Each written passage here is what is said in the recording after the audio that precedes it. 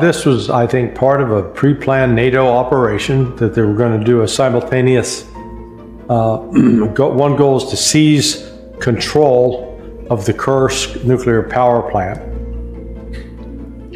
Whether that meant by having it surrounded or just being close enough that you could shell it if necessary, have fire control over it, and then use that as leverage to try to force the Russians to give up Zaporizhia. Put Zaporizhia back in the hands of the Ukrainians.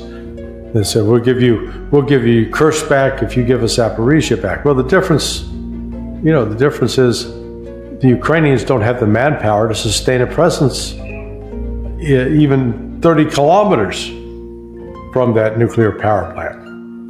So they're in real trouble. This was supposed to be a quick raid. The numbers I've heard were 2,000 to 3,000. So maybe a brigade, full complement of a brigade. But at least 1,400 of them are dead now. It's, you can't sustain those kinds of losses. 50, 60% casualty rate or higher, and stay combat effective. So. But that that attack started, I guess, on Monday, last Monday, or was it last Friday?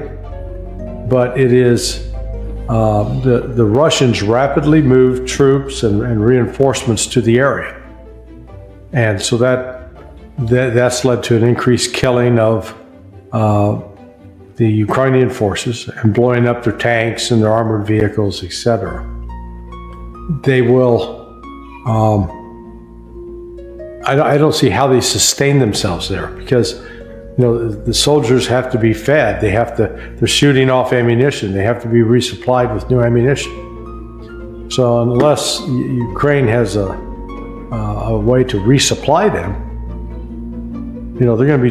they're already being chewed up, but they'll be destroyed. And it's not like they went in there with a lot of guys. There was a small number. And yet the West is so busy trying to put lipstick on this pig and make it look pretty that, oh my God, they're celebrating it like they're Germans at the first week of the Battle of the Bulge. Yeah, we win, yay us. Seriously, yes, this has given a big shot in the arm to all of the delusional supporters of Ukraine that occupy were the Institute for the Study of War, or members of Congress, or think tanks. Oh, Ukraine's invading Russia. They're striking a major blow. They're getting their asses kicked. They are getting slaughtered by the hundreds. And it's probably well into the thousands, over 1,000 now.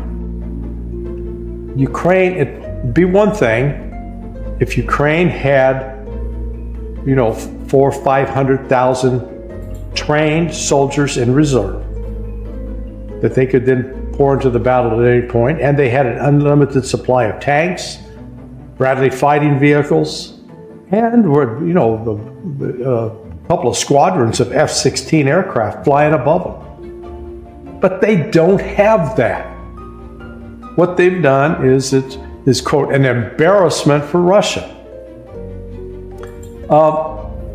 There's a show out that it's called the World War II Diary, and what it does is it takes every single day in World War II, starting with September 1st, 1939, and lists everything that happened on September 1st, 1939 from a military standpoint, and then the same for September 2nd and September 3rd, and they do that all the way up to and through the Japanese surrender in Tokyo Bay in September of 1945.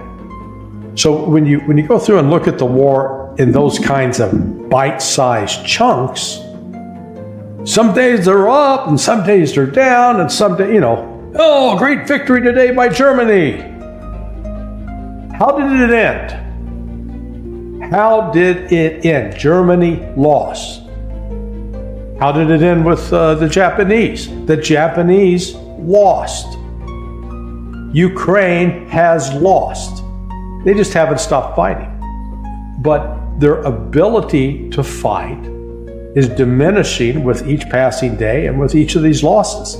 Because while it's been told, they're within 25 kilometers of the nuclear power plant. Yeah, that's still a good distance. They might be able to fire some artillery shells there. But as soon as they set up artillery pieces, Russian drones and other intelligence surveillance reconnaissance aircraft are going to identify and destroy it. So what are they achieving? Let's say for the sake of argument, oh my God, they have broken through. They've gotten all the way to Kursk. Now somehow they've taken over Kursk without having to enter into a protracted battle of house-to-house fighting. Then what? Okay, they got Kursk. What next? Do they have enough manpower to press on to Moscow? This is not the German Wehrmacht. They can barely, some of their brigades, a brigade is normally around 2,000 soldiers. Some of the brigades are down as low as 500. They call them brigades. They're, barely a battalion. So the reality is Ukraine does not have the manpower, the trained manpower, and the logistics capability to sustain military push. So let's call Kursk the great last gasp, because they've expended some of their best forces reportedly on this. It's a futile mission. You got to step back and say, what's my goal? Let's say I've got a big 6'4" mixed martial artist standing out of my driveway, and I say, okay, I'm going to go out there and punch him. What's my plan after that? Because if I punch him, he's likely to try to punch me or do worse. So what's the plan? Am I trying to provoke him into a fight so he'll chase me and run into an ambush? Okay, that could be a plan, but that's not the Ukrainian plan here.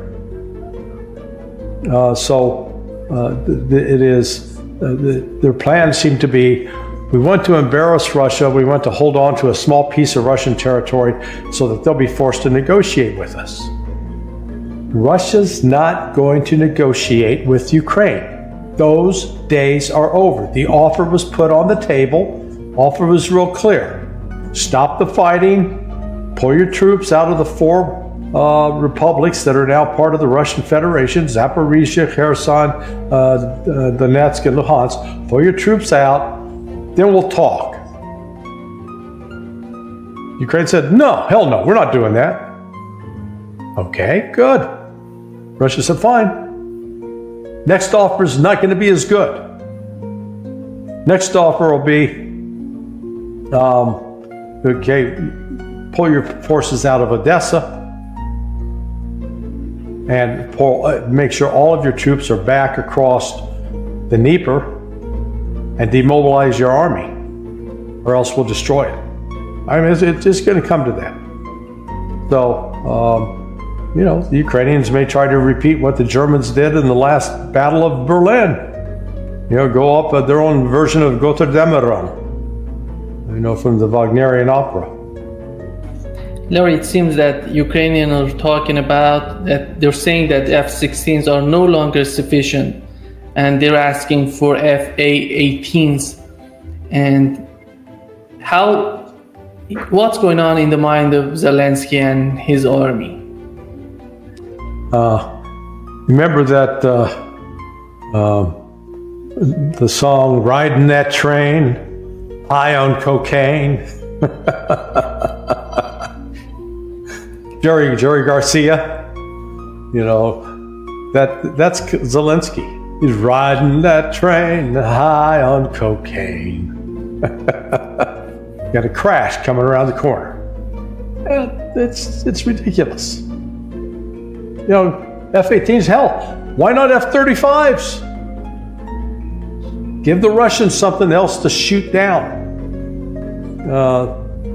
Just it's more target practice for the Russians. It really does benefit the Russians in terms of militarily being able to go up against Western weapons systems in actual combat, but they're not really it's not the kind of situation that they faced, say, if there was a full-blown NATO invasion. I mean, candidly, Ukraine was probably a better trained army for that invasion than anything that NATO has to offer. Can't tell NATO that because, they keep looking in the mirror and they're the fairest of them all. Oh man, are we good or what?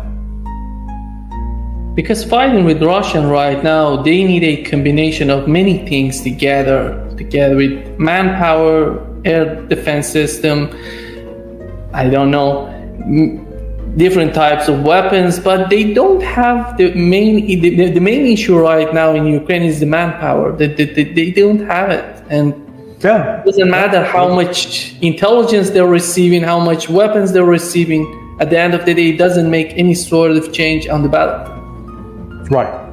Yeah. No, that's absolutely the case. They are, and it's not just what they can't put on the field right now. It is the trend for the country. It's actual physical survival. Because if the majority of your population ends up being over the age of 40, well, they ain't having babies. The reproduction generally takes place between the ages of 15 and 35. You got about a 20-year period there, and that means each family may have to have 3 or 4 children to boost the population in Ukraine. Well, Ukraine's going the opposite direction. They were over 2.5 years ago, over 40 million people. They're estimating at least 20 million are no longer there in the country. They're down to 20, 21 million. And then you add on to that the military casualties. And then you add on to that the economic hardship and people not getting married and not having children. It means that, Ukraine is going to die as a country. I mean, Western countries face some of the same dilemmas. Even the Chinese, with all of their population, have fallen reportedly below replacement values. Japan is in real trouble. The United States, not so much now because of all the illegal immigration. All the illegal immigrants are having children. But, it's, without the manpower. And then it's one thing if you got a living, breathing body that you can put a uniform on. The training. You're talking at a minimum to just get what they call it basic training for a reason. It's very, very basic. Learning how to carry out your own personal hygiene so you don't get sick and infect your other soldiers. Learning how to handle a firearm initially. Usually it's a rifle that you get initial training on. Pistol's a whole different matter. Pistol's a far more complicated training process than a rifle. Then how to march in formation, how to understand commands, how to communicate within the military, how to move as a unit in combat. That's where, how to navigate territory. You think, they just got there with our iPhone and we'll look up our navigation app. Well, that gives off an electronic signal that can give away your position and make you a target. So it seems that the Ukrainian army is asking, the Ukrainian officials are asking the United States to allow them to use long-range ATACMS against Russia. But they were attacking Russia using ATACMS. Yeah. How they're asking for permission right now? Well, even if to go after targets that are, another 100 miles inside Russia, maybe, still doesn't get you to Moscow. And the ATACMS, they don't have that long of a, they got a limited range, as does the Storm Shadow. So it's just, Russia has put the West on notice, and the West is going to pay a price for all of those missiles. It'd be one thing if they were attacking military targets, but they're not. They're attacking civilian targets. The Ukrainians are cowards.